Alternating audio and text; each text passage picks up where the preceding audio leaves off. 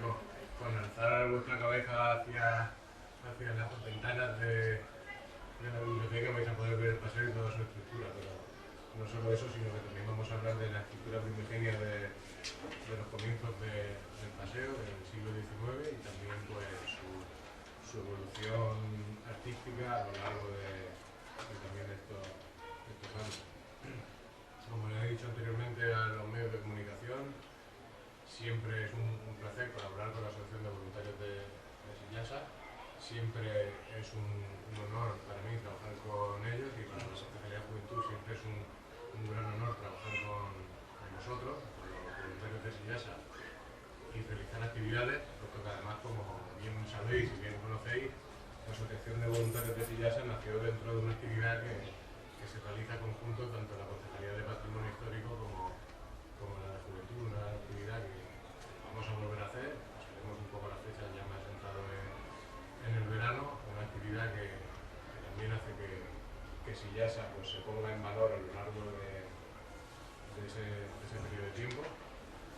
Sillasa ya, las obras han empezado y de hecho ya han terminado prácticamente, ¿no, Joaquín? Corrígeme si me equivoco, que ya están prácticamente terminadas, ya se puede ver lo que es la reproducción de la casa número 6, cómo era en sus comienzos y por lo tanto pues es un trabajo que se ha realizado dentro del convenio con la comunidad autónoma que ya estamos viendo sus frutos y alzando la mirada hacia el Cerro del Castillo pues ya vemos el futuro.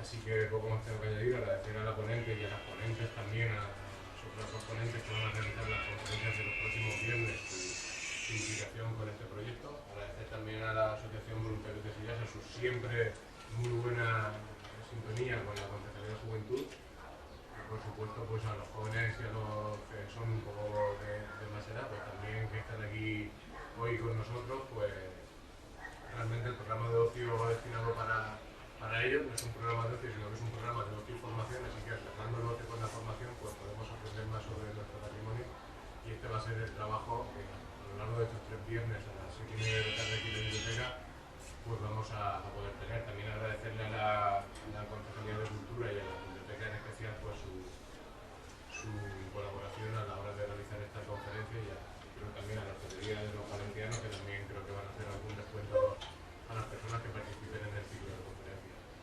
Yo poco más tengo que añadir, paso la palabra a Ariadna, a Joaquín, vale, pues vas a presentar a Ariadna, así que nada, dejo a Joaquín que presente a la conferenciante y damos por inaugurado el ciclo de conferencias. Muchas gracias, Fernando.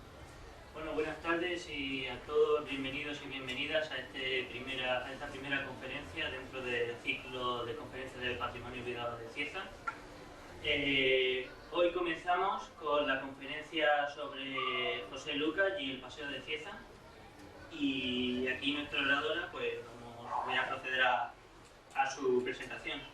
Ariadna Jiménez Saurín, estudiante del 4º curso de grado en Historia del Arte con intensificación en Arte Oriental, Extremo Oriental y Primitivo en la Universidad de Murcia. Está llevando a cabo su trabajo de fin de grado que tiene como objetivo llevar a cabo un compendio que incluye las intervenciones urbanas públicas con función decorativa del artista ciezano José Lucas, en el que se incluye el Paseo de Cieza, realizado por el artista ciezano en el año 1986. También es miembro de la Asociación Voluntarios de Sillasa, con la que ha participado en diferentes cursos, como el primer curso de Arqueología de Volvax, en tareas de excavación y participación en diferentes sesiones teóricas. También realizó en 2013 el curso de Orfebrería de Sarriloy. Ha realizado prácticas curriculares en la Fundación Ars Civilis de Murcia, siendo encargada de investigar e innovar en el campo patrimonial. Actualmente se encuentra realizando prácticas extracurriculares en el Museo Sillasa de Cieza, donde ha realizado tareas de clasificación y registro de materiales arqueológicos. Y en febrero de este año presentó la comunicación en el primer Congreso Nacional de Jóvenes Historiadores del Arte con su trabajo José Lucas, obra urbana pública, El Paseo de Cieza, que ha sido seleccionada en esta ocasión para ser publicada como conferencia. Y nada más que añadir, cedo la palabra a Ariadna. Yo como me tengo que marchar antes de las 8 que tenemos la inauguración de la fiesta del escudo, me voy a sentar aquí con el público y dejo ya a la conferenciante que comienza. Buenas tardes, gracias a todos por venir. En primer lugar, quiero agradecer a la Asociación Mundial de SIASA la oportunidad ofrecida para exponer parte de mi trabajo y poder mostrarla en el lugar donde más sentido tiene y mayor acercamiento puede llegar a la población. Agradecer también a la Concejalía de Juventud por contar con nosotros en sus actividades y por su labor en la difusión y protección del patrimonio municipal. Como han dicho, esta sesión inaugura el ciclo de conferencias del patrimonio olvidado. Esta primera se llama José Lucas del Paseo de Cine. Trata sobre la intervención artística del pintor ciezano José Lucas y en concreto de sus obras de gran formato a nivel público, entre las que destacan los murales para el paseo. El objetivo de esta exposición es el de realizar una puesta en valor de la abandonada obra y recopilar todos los datos necesarios para facilitar así el entendimiento y posibilitar una mayor sensibilidad de acercamiento. En primer lugar, que comenzaremos conociendo al protagonista y autor de la obra. José Lucas Ruiz nace el 14 de noviembre de 1945 en la ciudad murciana de Cieza. Pintor español, se ha consolidado como uno de los artistas más importantes de la región de Murcia, además de su notoriedad a nivel nacional. Cuenta con un largo currículum de importantes exposiciones y numerosos premios. Se inicia en el mundo artístico con tan solo 11 años cuando se convierte en discípulo de Juan Solán en la escuela local, donde tomaría su primera clase de dibujo y continuaría después en la Escuela de Artes y Oficios de Murcia. En 1967 celebra su primera exposición en homenaje a Alonso Cano en Granada. En 1969 se traslada a Madrid y se matricula en la Escuela de Bellas Artes de San Fernando. Durante este periodo formativo recibe la oportunidad de admirar las exposiciones de los artistas del momento, lo que le permite introducirse en las nuevas corrientes plásticas. En este periodo se rodea de un ambiente erudito, junto a escritores y poetas, tertuliando en el Café de Gijón y visitando el Círculo de Bellas Artes. Posteriormente recibió la oportunidad becada de pasar un año en Alemania, lo que le permite ponerse en contacto con el expresionismo alemán que marcará fuertemente su obra, como veremos a continuación. Es ahora cuando busca su identidad y se inaugura en el mundo del arte, en el que se ha laureado con numerosos premios ya desde 1975. He hecho una pequeña selección, por no cargar tampoco la cocha, ponerle la presentación y son los más destacados de los que podemos encontrar. Aunque trasladó su residencia de manera definitiva a Madrid, continuó en contacto con su Cieza natal y con Murcia. Artista polifacético, prolífico, destaca en sus numerosos aspectos técnicos y artísticos. He querido hacer una pequeña selección de cada uno de sus aspectos para que nos hagamos una idea general de la estética del autor y no nos centremos solo en los murales, pero vamos, de manera breve. He querido destacar en escultura Viento y Luna, situada en la Dama de Murcia. Se hizo como homenaje a Antonio Fuerte, fundador de la industria El Pozo. La empresa cedió esta escultura al ayuntamiento y está colocada en una redonda. Fue realizada en acero de todas las texturas y levanta una poderosa luna que somete al pequeño sol rojo. Quiso hacer una pequeña plasmación del estado del universo, pero de una manera como bellamente plasmada. Como pintor podemos destacar, he destacado en este caso, dos series de dibujos. Uno hemos mencionado el retablo de la lujuria, que se hace con técnica de grafito, barniz y cola sobre papel en distintos tamaños. Predomina el negro sobre el color. Fue expuesto en el Palacio Almudí en Murcia 2000. Minotauro, que es la segunda imagen, es un conjunto de cuadros en los que descubre el mito mediante la plasmación de la figura mitológica y sus obsesiones más personales. Lo hace de una manera colorista y vital. Esta serie fue expuesta en el Centro Cultural Conde Duque en la Sala de Bóvedas, desde octubre de 2005 a enero de 2006. Podemos destacar también su faceta como ilustrador de carteles de fiestas y libros. He querido destacar, así como el más conocido, el del 48º Festival Internacional del Cante de la Unión, en Las Minas, en el año 2008. Bueno, pues metiéndonos ya un poco en el tema, la obra a desarrollar es el Paseo de Cieza, que forma parte e inaugura una extensa serie de intervenciones urbanas públicas con funciones decorativas, realizadas por toda la región de Murcia. Se pueden agrupar en dos tipologías, una por murales y otra por grupos escultóricos. He hecho una pequeña intervención igual para que nos hagamos una idea general de todas. La primera, por supuesto, del paseo, en 1986, hecha en cerámica. En el mismo año hace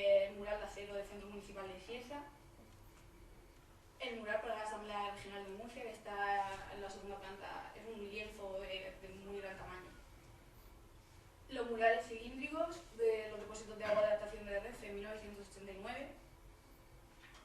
En el Palacio Fontes hace otros 3 murales, además de varios lienzos de gran tamaño, en 1991.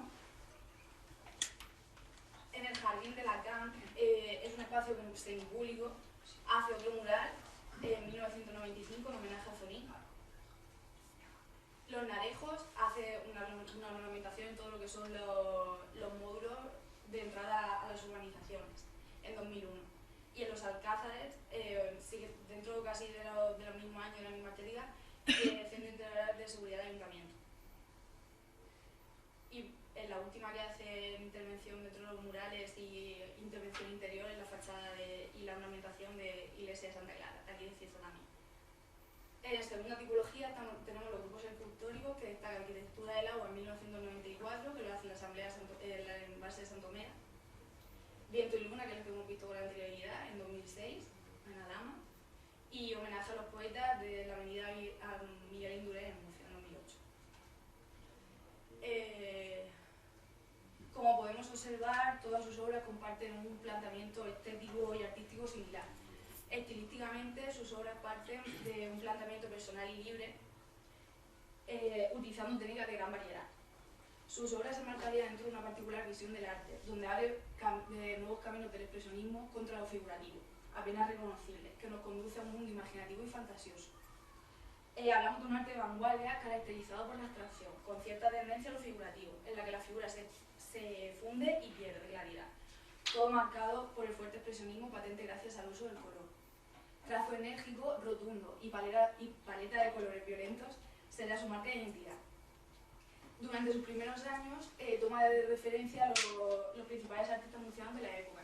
Sin embargo, se da cuenta que necesita nuevas referencias y es cuando decide marcharse a Madrid. Su estancia en Alemania, como he dicho anteriormente, hace que se quede patente en el lenguaje básicamente expresionista que podemos ver en sus obras. Actualmente vive un periodo de madurez que queda patente en la seguridad personal del artista. Sus obras le sirven como vehículo para expresar sus sensaciones con respecto al mundo, que tiene que ver con ese modo apasionado de ver el color y la forma, una creación que partiendo del caos intenta ordenar el universo.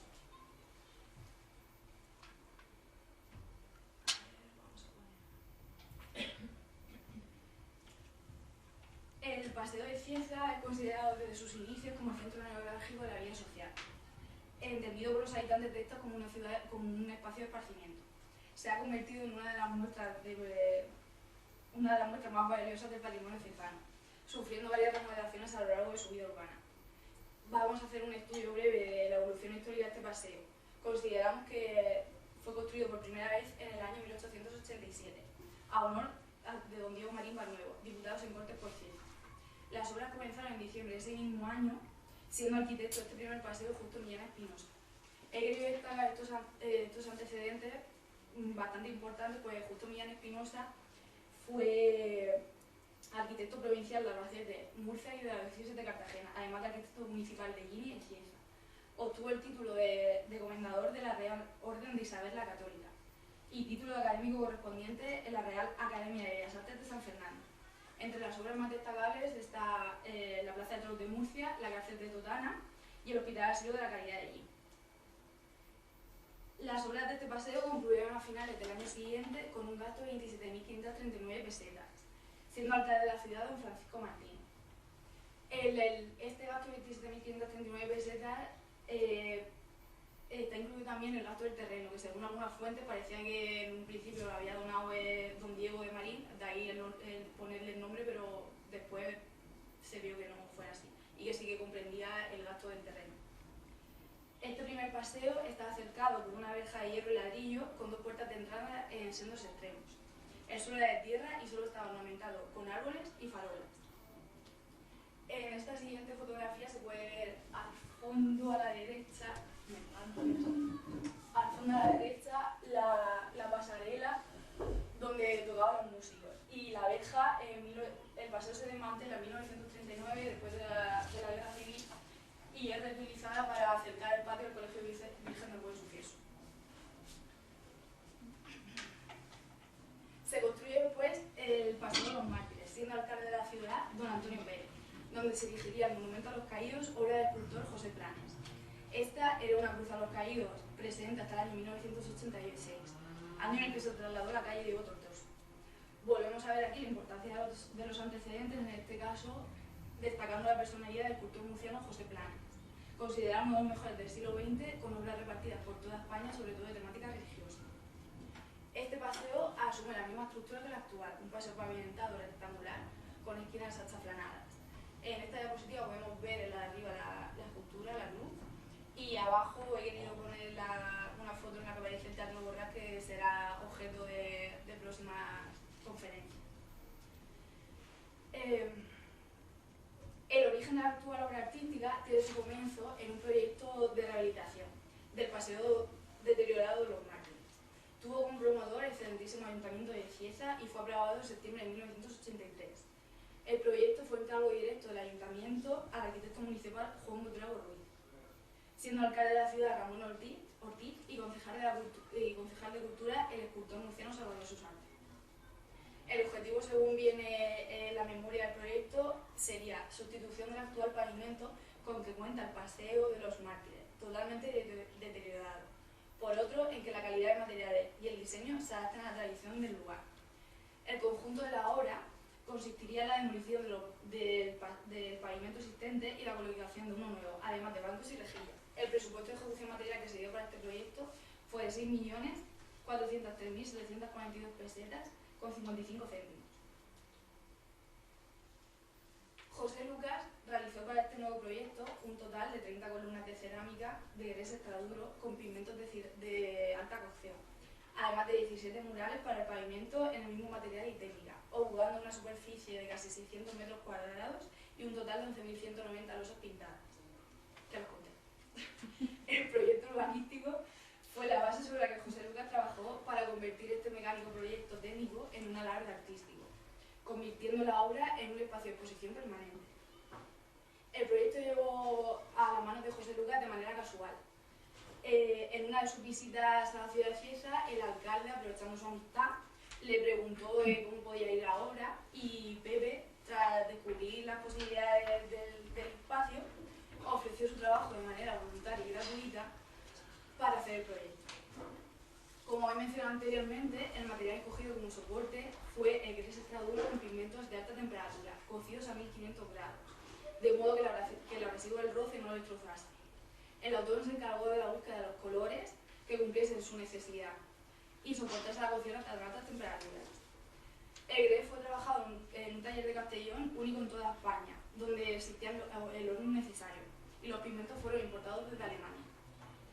Incluso la estética escogida para la obra, la abstracción total, así mismo característica del periodo artístico del autor, supone una ventaja en el caso de ruptura, pues puede ser fácilmente cambiado por otro que seleccionase el autor que más o menos coincidiese en el trazo.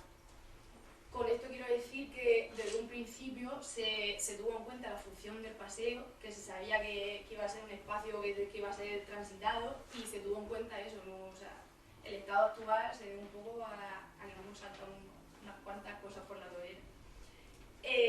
Las losas, en un fondo blanco, se compusieron en el suelo del taller de Castellón, formando el mural, donde se pintaron. Estas van numeradas por la parte de atrás, como podéis ver en la primera diapositiva, para facilitar así el embalaje y el transporte. El problema de los pigmentos que fueron importados desde Alemania es que el color no se ve mientras que se aplica.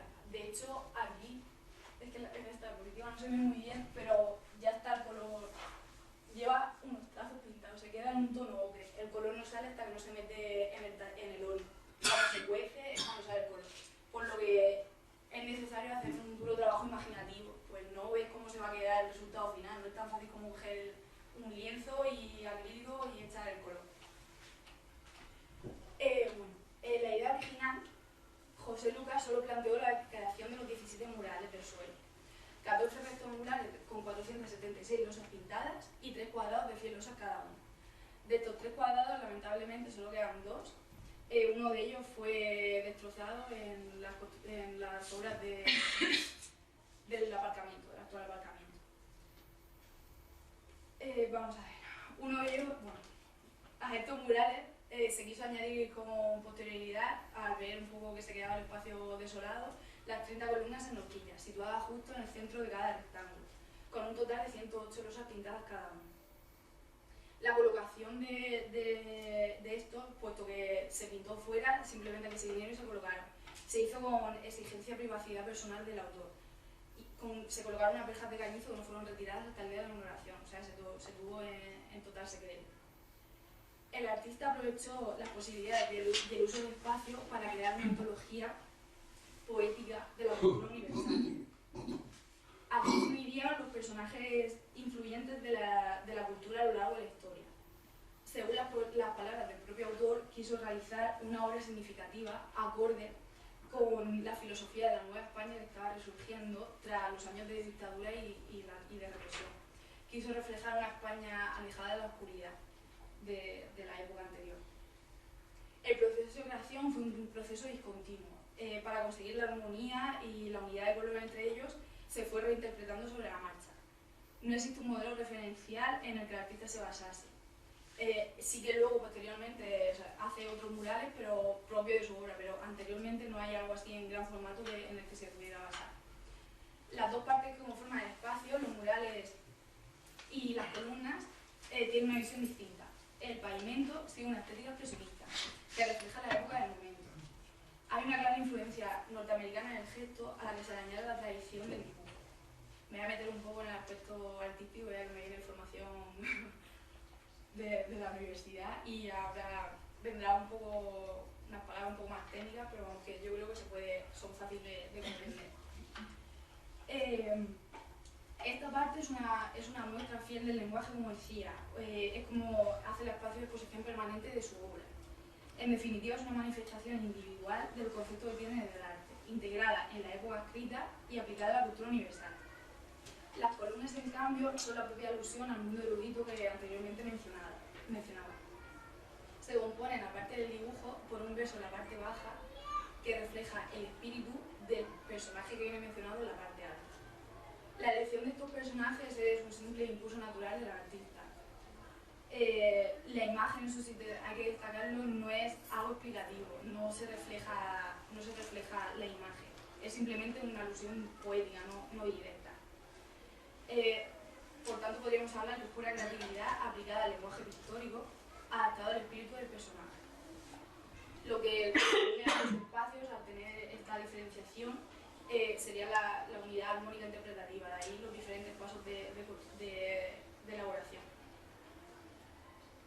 Las columnas presentan una diferenciación emocional derivada del destino de reflejo del espíritu del personaje concreto.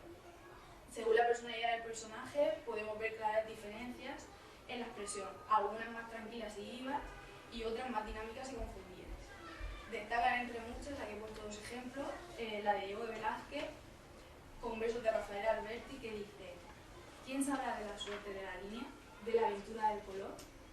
Esto es un poema que escribió en 1948 dedicado a la pintura. Por lo visto, José Lucas tiene un gran respeto a Rafael Alberti, pues este verso en concreto lo pone como título en un posterior catálogo en el año 2012. He querido destacar esta columna por la vasta muestra de gesto y colorido que presenta, que inunda toda la superficie sin dejar apenas el soporte visible. Los colores usados siguen la tónica general del estilo. Son colores puros, como he dicho antes, con fuerza y carga expresiva. Dentro de la generalidad de abstracción de la que estamos hablando, en este caso, por ejemplo, destaca el retrato del homenajeado, no sé si podéis verlo, se ve más o menos la mano, la cara, la pipa, que quizás puede dar una nota un poco más pintoresca a la columna. La de Fyodor Dostoyevsky, que es la de al lado, nos presenta, sin embargo, como un caos oscuro y anímico, con un fondo mucho más meditado y que refleja esta personalidad tanto más complicada del género literario.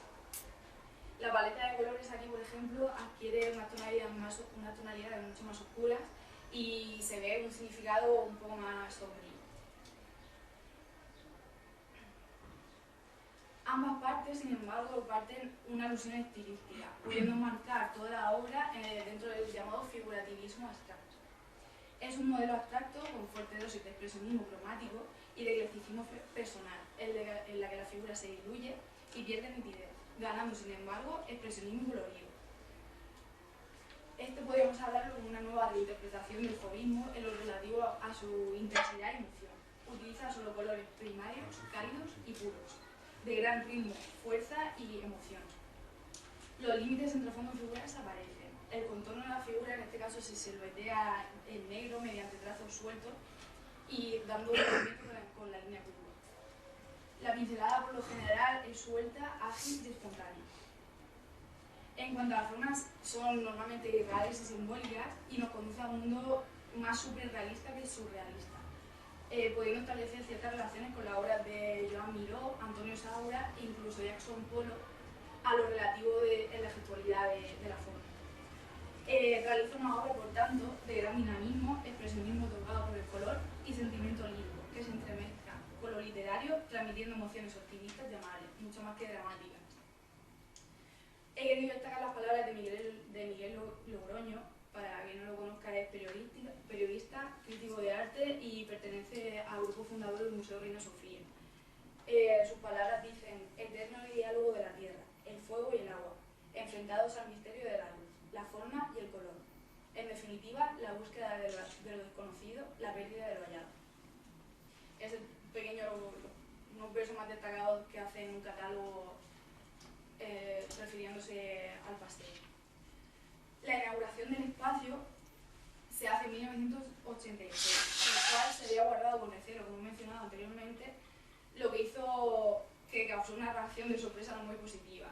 La ruptura con la tradición y la vasta muestra de modernidad complicó la asimilación de la obra por parte de los ciudadanos, que la tacharon un poco de extravagante e inverosímil. Quisiera hacer también una pequeña denuncia acerca del lamentable estado de conservación en el que se encuentra la obra. Esta crítica va dirigida a todo ciudadano sensible con su patrimonio cultural y sobre todo dirigida a los responsables encargados del mantenimiento y al Ayuntamiento Cizán. Murales cerámicos arrasados y vergonzosas chapuzas de albañilería es lo que se ha convertido la obra. Destacar el trabajo que supone, independientemente del mayor gusto, del mayor acercamiento, de la sensibilidad, es simplemente el trabajo que supone una obra de tan gran formato. Como hemos visto, el proceso es complicado, se vuelve, no es tan sencillo. Entonces, destacar también lo que queremos decirlo, ver que el patrimonio es deber y derecho de todos, nos pertenece a todos y todos tenemos que hacer por un poco por respetarlo, cuidarlo, aparte de, por supuesto, de quien tenga mayor responsabilidad. En las últimas diapositivas he querido juntar un poco de bibliografía específica por si alguien quiere indagar un poco más en el tema. Luego las puedo pasar más, son un par de diapositivas. Y nada más. Gracias por la atención.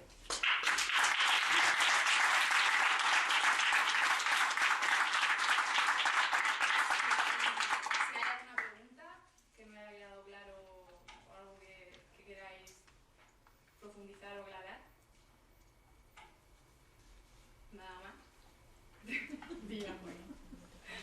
Bueno, no está bien, mucho menos corregirte, sino aportarte algún dato que por tu juventud no conoces, puesto que no has vivido esos momentos, eras muy niña.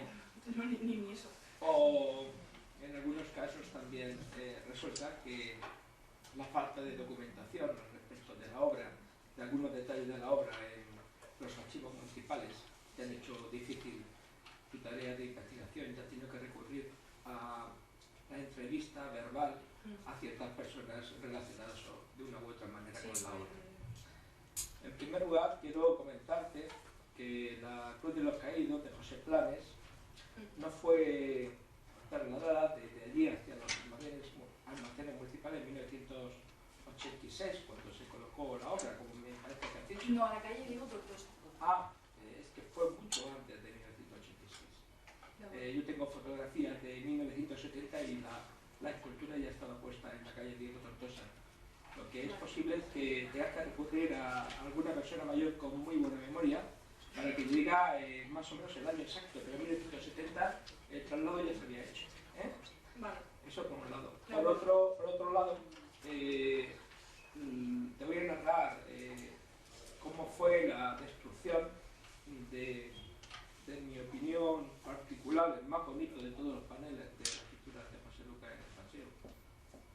No fue durante la creación de la obra, sino después de haberse terminado las obras. Los azulejos fueron recogidos y quitados del sitio para hacer la obra con mucho mimo, porque correspondió, y no estoy defendiendo a nadie en particular porque no tengo idea de quién fue, pero lo hizo con mucho mimo y con mucho cuidado. Una vez que se quitó todo aquellos azulejos, fueron trasladados al Museo de Sillasa, al comienzo de la obra del parking de la esquina del convento, donde en una estructura metálica con un emparrillado se colocaron minuciosamente todos en su sitio y con cemento cola, el adecuado para este tipo de material. Y allí en el museo estuvo durante todo el tiempo en el que duró la obra. Cuando terminó la obra del parking, me dijeron si quería que se quedara en el museo o si quería que se trasladara al lugar original. Y yo dije que para el museo era un honor el tenerla en su interior, pero que era una lástima de que se descontextualizara esta pieza y no volviera a su sitio original. Y se volvió a su sitio original. Lo que pasa es que la instalación no se hizo bien. El emparrillado metálico y de obra de la base del azulejo no tenía suficiente grosor ni consistencia como para no ser flexible. Y cuando se colocó de nuevo en su lugar original en el paseo, se hizo dejando un hueco por debajo de unos pocos centímetros.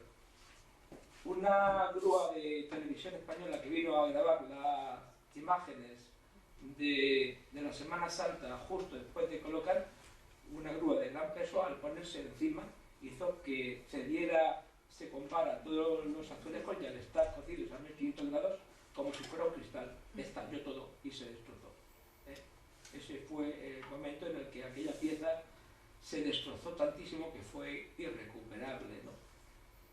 Con respecto a todo lo que más te has dicho, pues estoy bastante de acuerdo. Es una vergüenza para nuestra población desde el punto de vista cultural que todos los responsables desde 1987, me parece que se inauguró, 87, pues hasta hoy en día no se haya podido cuidar esta obra, que a unos puede gustar más, a otros puede gustar menos, pero que es una de las obras en extensión más grandes de un artista cesano y un artista murciano muy reconocido, y que es una verdadera lástima que no se haya encargado las necesarias reparaciones en cada uno de los momentos a las personas más adecuadas que han colocado los azulejos sueltos al tuntum, y que en algunas ocasiones han llegado a también pues a colocar las necesarias reparaciones por azulejos no sueltos sino rotos, con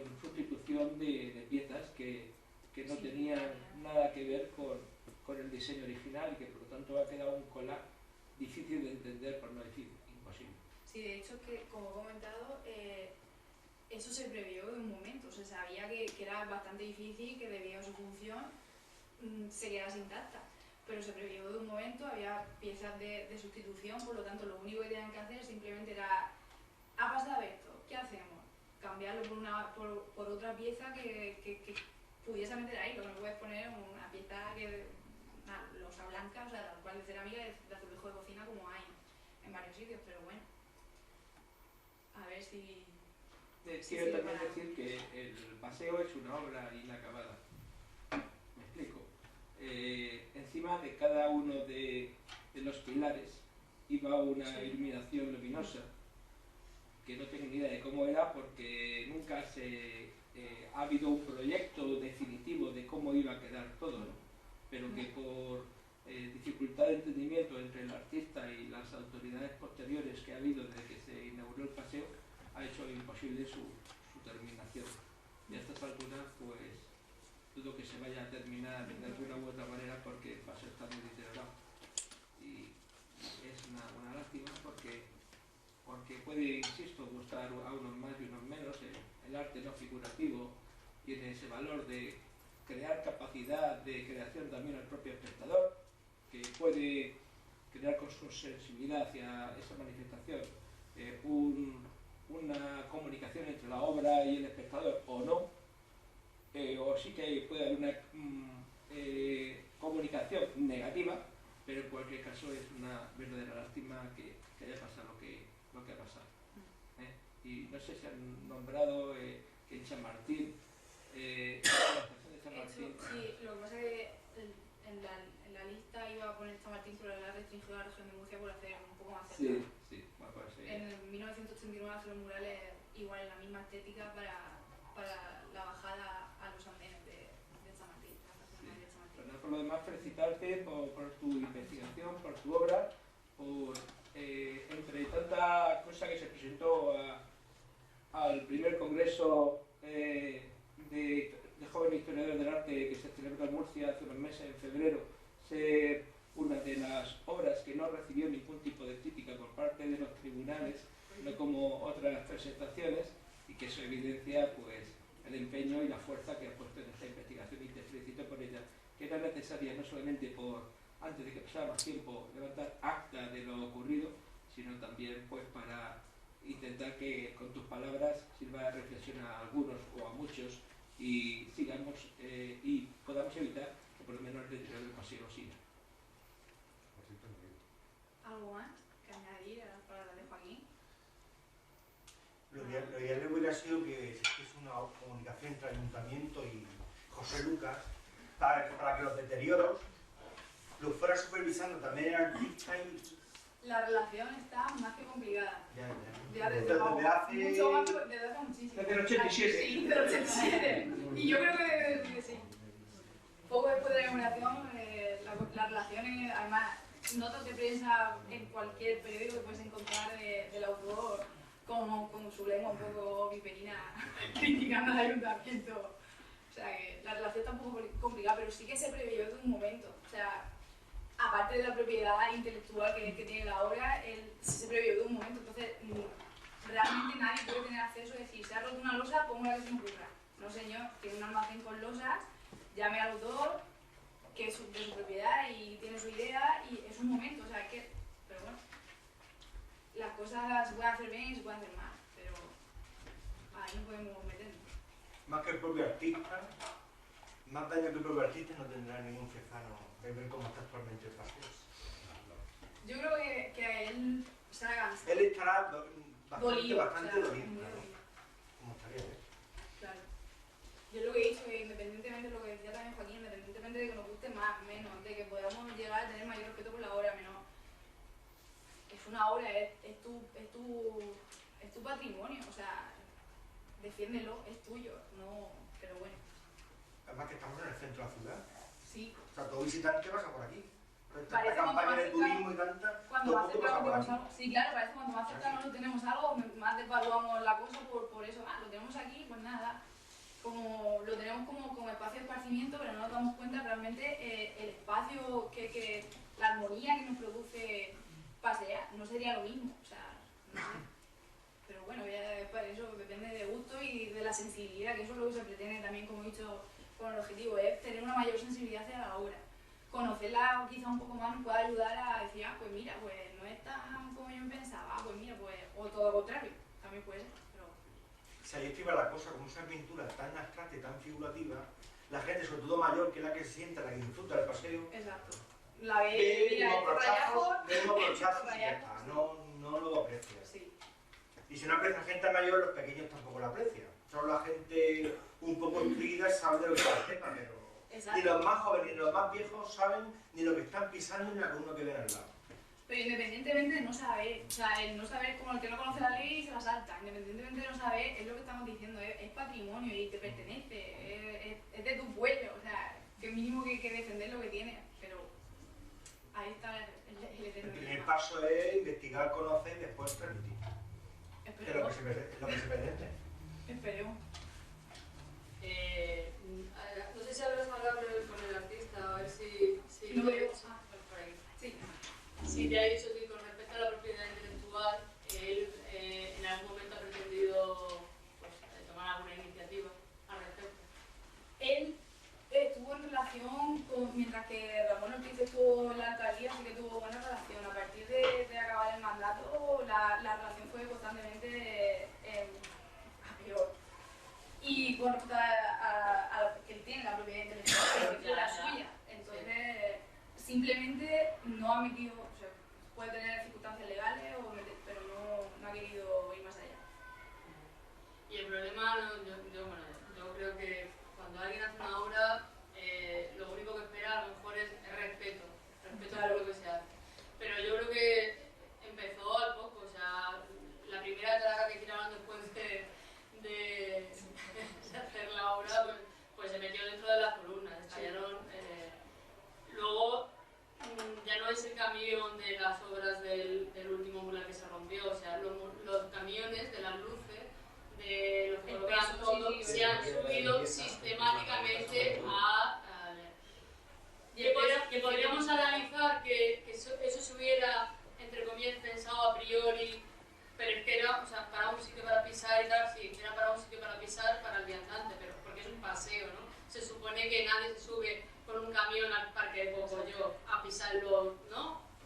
Conocido este parque, o sea, me refiero.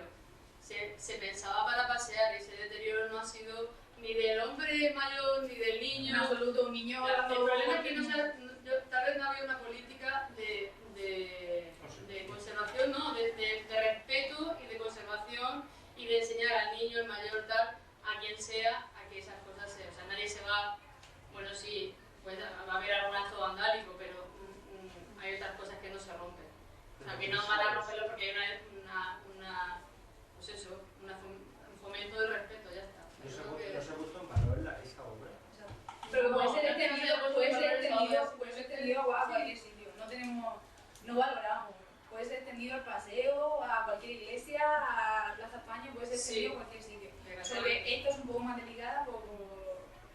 En unos inicios hasta se limpiaba, o sea, había un conventor, se hacían limpiezas anuales y tal. Sí, al principio y el barniz se volvía a hacer. Hace unos años para acá es que lo que yo creo que también había un límite ahí entre... Bueno, como ya está deteriorado... Claro, entonces es difícil. Sí, el tema...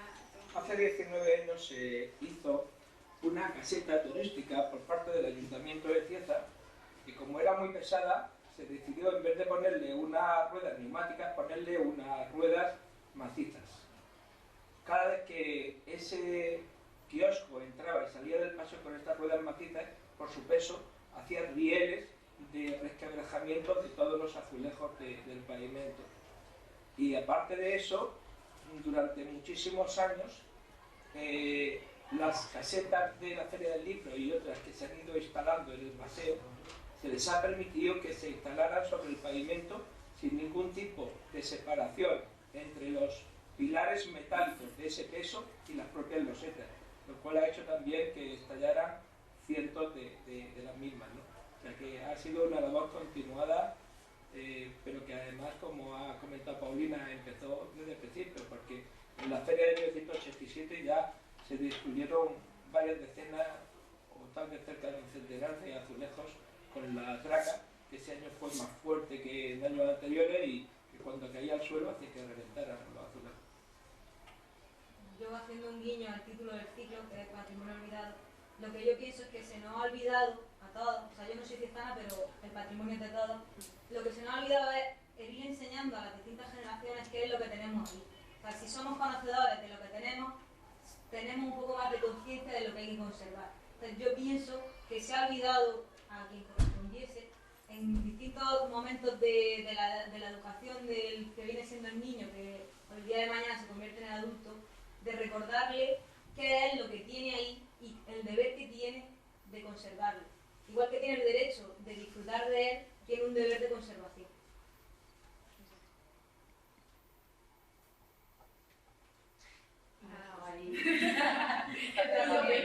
El punto final. La guinda. ¿Algo más? Pues nada, pues muchas gracias por asistir. Espero que nos sigamos viendo en las futuras sesiones, el viernes que viene y el siguiente. Y nada, a disfrutar de la orilla de tarde.